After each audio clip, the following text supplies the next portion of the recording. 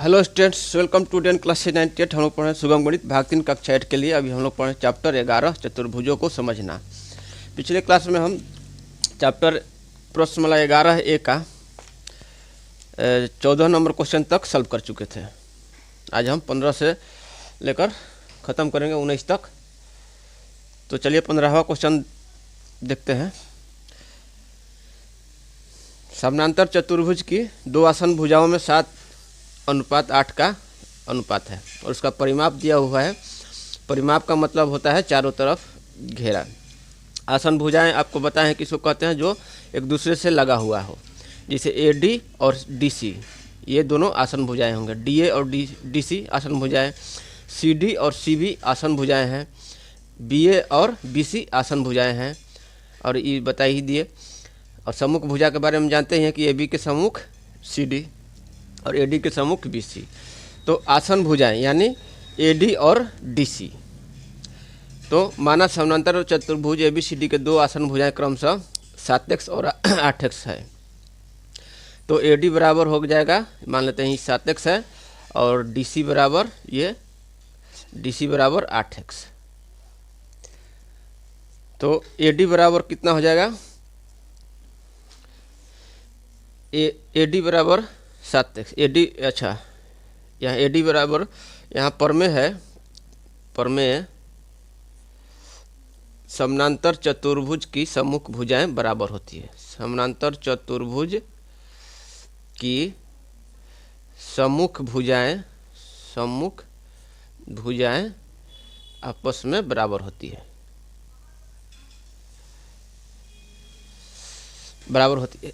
है। तो इस समानांतर भुजाएं AD के सम्मुख भुजा कौन है? AD बराबर BC। BC बराबर कितना हो जाएगा? 7x। ठीक है। उसी तरह से इस प्रमेय के आधार पर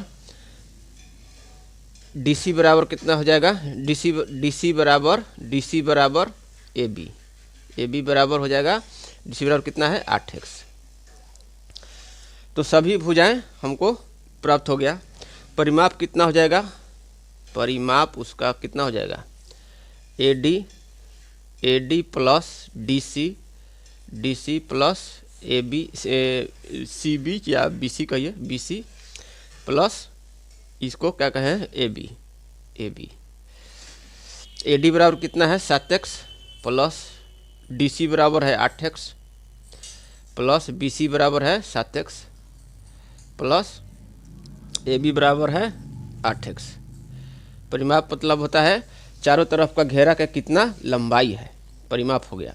और एरिया होता है पूरा क्षेत्रफल कितना है।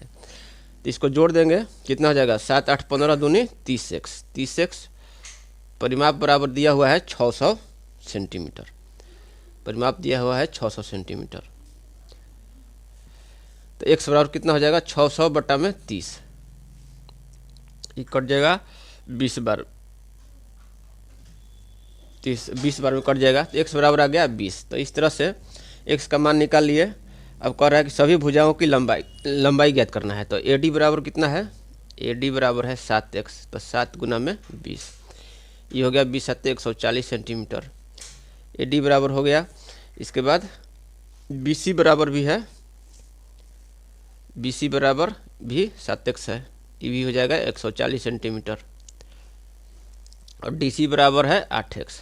DC बराबर 8x यानी 8 गुना में 20, तो ये हो जाएगा 160 सेंटीमीटर।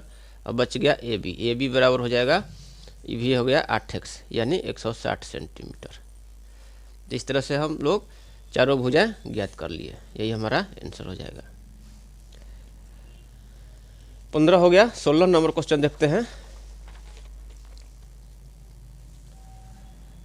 16 नंबर क्वेश्चन है, यदि किसी समानांतर चतुर्भुज की दो आसन भुजाओं में एक दूसरी से 10 सेंटीमीटर बड़ी है, तो इसकी सभी भुजाओं की लंबाई ज्ञात कीजिए। यदि परिमिति दिया हुआ है 40 सेंटीमीटर।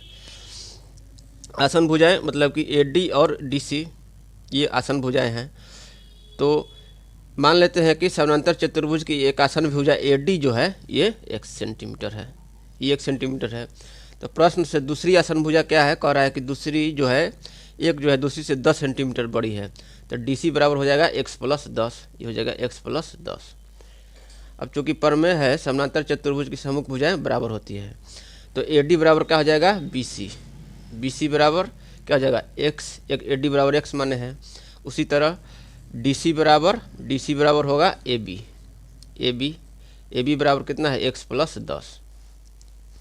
तो परिमिति मतलब कि चारों तरफ का घेरा। परिमिति बराबर क्या हो जाएगा, परिमिति बराबर हो जाएगा AD + DC + BC + AB।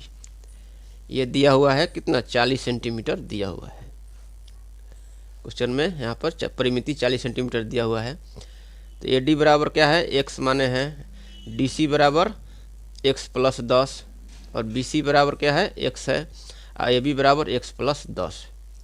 ये हो गया 40। यहाँ पर देखिए 1 2 3 4 गो x मिल गया, प्लस में 10 + 10 20 बराबर 40। तो 4x बराबर 40 - 20, यह आपका हो गया 20। तो x बराबर हो जाएगा 20/4। x बराबर आ गया 5। तो क्या करना है, सभी भुजाओं की लंबाई ज्ञात करना है। तो AD बराबर कितना हो जाएगा, AD बराबर x माने हैं तो x बराबर हो गया 5 सेंटीमीटर। ठीक है, AD हो गया। या DC बराबर हो जाएगा x + 10 यानी 5 + 10 ये हो गया 15 सेंटीमीटर। BC बराबर है x बराबर हो गया 5 सेंटीमीटर, ये हो गया। और AB बराबर x + 10 यानी 5 + 10, ये हो गया 15 सेंटीमीटर। यही आपका आंसर हो गया। सभी भुजाओं की लंबाई ज्ञात कर लिए। 16 नंबर क्वेश्चन हो गया। 17 नंबर क्वेश्चन देखते हैं। 17 नंबर क्वेश्चन है, यदि समचतुर्भुज का एक क्वेश्चन है, बाकी सब तो समानांतर चतुर्भुज का ही है, एक दो है समचतुर्भुज का भी। तो समचतुर्भुज ABCD में AB बराबर AC, AB बराबर ये AB किसके बराबर है, AC के बराबर है। तो इसके सभी कोण ज्ञात करना है, तो समचतुर्भुज ABCD में, समचतुर्भुज है इसका मतलब कि चारों भुजा बराबर है। तो AB बराबर BC बराबर CD बराबर AD हो गया, ये चारों भुजा बराबर हो गया। अब कह रहा है कि AB बराबर AC इस हो गया, AB बराबर AC। तो अब त्रिभुज ABC में देखिए, त्रिभुज ABC में AB बराबर AC दिया हुआ है और AB किसके बराबर है, BC के, यानी त्रिभुज ABC में तीनों भुजा बराबर है। तो इस तरह से ये, इसलिए यह त्रिभुज जो है, त्रिभुज एक क्या होगा, समकोण त्रिभुज है, समबाहु त्रिभुज है, एक त्रिभुज एक समबाहु त्रिभुज है, सभी भुजा बराबर है, तो ये एक समबाहु त्रिभुज है। समबाहु त्रिभुज का तीनों कोण क्या होता है, 60 डिग्री। तो इस तरह से एंगल ABC हो जाएगा, एंगल ABC बराबर हो जाएगा 60 डिग्री। इसके बाद एंगल CAB, कोण CAB ये भी हो जाएगा 60 डिग्री। इसके बाद कौन बचा, कोण ACB ये कोण, ठीक है, कोण ACB ये हो जाएगा 60 डिग्री। तो ये आपका हो गया 60 डिग्री, ये हो गया 60 डिग्री और ये भी हो गया 60 डिग्री। अब देखिए एंगल ADC कितना हो जाएगा।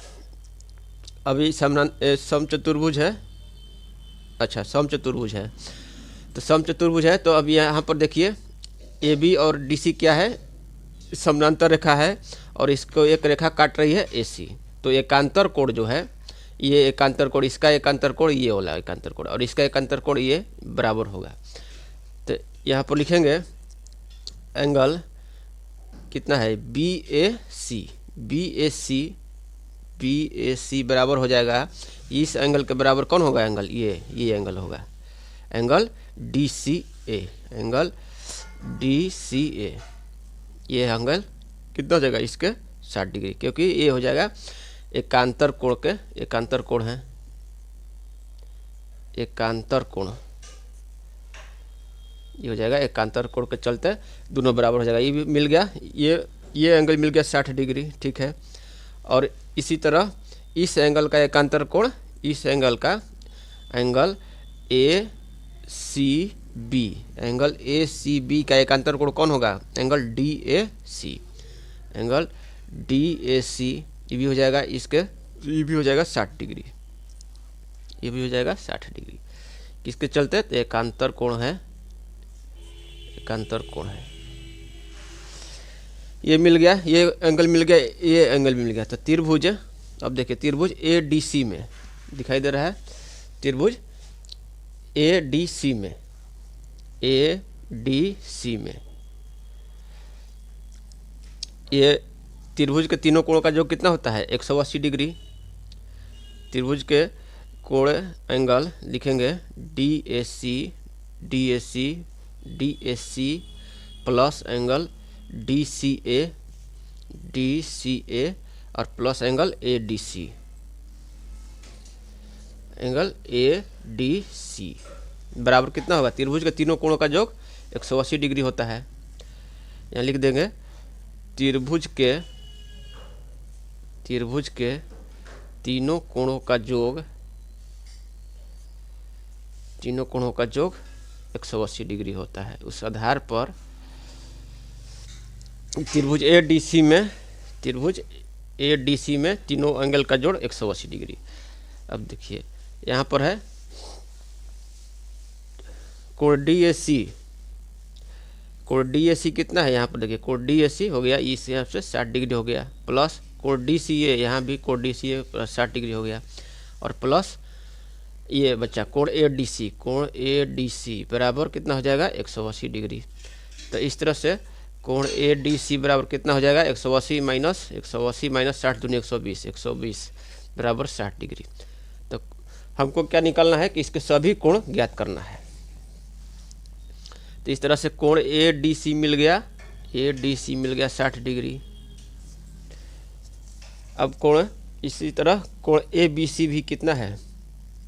कोण ए बी सी बराबर यहाँ पर 60 डिग्री है, कोण ए बी सी बराबर 60 डिग्री। अब जो है, अब कौन एंगल है? यहाँ पर देखिए ये एंगल है कोण डी ए बी, कोण डी ए बी बराबर क्या होगा? कोण डी ए बी बराबर होगा, एंगल डी ए बी बराबर होगा, यहाँ पहले देख लीजिए फिगर में बता दे रहे हैं, इसके बाद लिख देंगे। एंगल डी ए बी बराबर होगा angle D A C plus angle C A B. यह एंगल और यह एंगल दोनों को जोड़ के ये होगा डी ए बी। तो इस तरह से एंगल डी ए बी बराबर हो गया angle D A C plus angle C A B, C A B या चाहे हाँ सी ए बी। तो ये हो जाएगा कितना? ये हो जाएगा डी ए सी कितना है? 60 डिग्री है, दोनों 60 डिग्री है, 60 डिग्री प्लस 60 डिग्री बराबर 120 डिग्री। इसी तरह एंगल जो है डी सी बी, डी यहाँ पर देखिए डी सी बी बराबर हो जाएगा E 60 degree plus 60 degree 120 degree. यहाँ लिख देंगे एंगल डी सी बी बराबर angle D C A plus angle A C B. तो आपका हो जाएगा ये एंगल निकल रहा है हमको डी सी बी बराबर होगा angle D C A plus angle A C B जगह 60 डिग्री प्लस 60 डिग्री, ये भी हो जाएगा 120 डिग्री। इस तरह से हम लोग चारों एंगल निकाल लिए समचतुर्भुज का, 2 एंगल 60 डिग्री और 2 एंगल 120 डिग्री। तो हो गया 17 नंबर क्वेश्चन। अब देखते हैं 18 नंबर क्वेश्चन। 18 नंबर क्वेश्चन है समचतुर्भुज के विकर्ण क्रम से 6 मीटर और 8 मीटर है। समचतुर्भुज है, उसका विकर्ण जो है एक 6 मीटर है, ये वाला AC मान लीजिए 6 मीटर है और BD है 8 मीटर है। तो उसकी परिमिति ज्ञात कीजिए। परिमिति मतलब चारों तरफ का घेरा, और समचतुर्भुज है तो चारों भुजा बराबर होगी। एक भुजा निकाल लेंगे तो 4 से गुना कर देंगे तो वो हो जाएगा, उसका परिमिति हो जाएगा। तो यहाँ पर ये 6 मीटर है, ये AC बराबर 6 मीटर है। अब चूँकि प्रमेय हम जानते हैं क्या, समचतुर्भुज के विकर्ण जो है एक दूसरे को समकोण पर समद्विभाजित करते हैं। यानी जो एंगल सभी होगा, ये एंगल ये 90 डिग्री होगा, समकोण होगा, और समद्विभाजित मतलब 2 बराबर बराबर में एक दूसरे को काट देते हैं। तो यहाँ पर ये 6 सेंटीमीटर है, AC बराबर 6 सेंटीमीटर है, तो ये OA बराबर कितना हो जाएगा, ये 3 सेंटीमीटर हो जाएगा। और ये BD है 8 मीटर, 8 मीटर है, तो 8 का ये आधा यह हो जाएगा, ये 4 मीटर हो जाएगा। ठीक है, तो यहाँ पर देखिए ये 90 डिग्री है, तो 90 डिग्री है, इसका मतलब को हुआ कि जो त्रिभुज बन रहा है AOB, त्रिभुज AOB क्या है, एक समकोण त्रिभुज है। यहाँ पर लिखेंगे समकोण त्रिभुज, समकोण त्रिभुज AOB में, क्योंकि एंगल जो है, कोण जो है, एंगल AOB 90 डिग्री है यहाँ पर। तो ये आपका हो गया लंब हो गया, ये लंब हो गया, ये आधार हो गया, ये कर्ण हो गया, भुजा जो ये भी है ये कर्ण हो गया। त्रिभुज OAB में, समकोण त्रिभुज OAB में क्या होगा, AB का स्क्वायर बराबर हो जाएगा OA का स्क्वायर प्लस OB का स्क्वायर। तो OA कितना है 3 का स्क्वायर प्लस OB है 4 का स्क्वायर हो जाएगा 9 प्लस 16। तो AB का स्क्वायर बराबर आ गया 25। तो AB बराबर हो जाएगा √25 बराबर ये हो गया, AB बराबर 5 मीटर आ गया। AB एक भुजा बराबर आ गया 5 मीटर। तो हमको निकालना है परिमिति। समचतुर्भुज का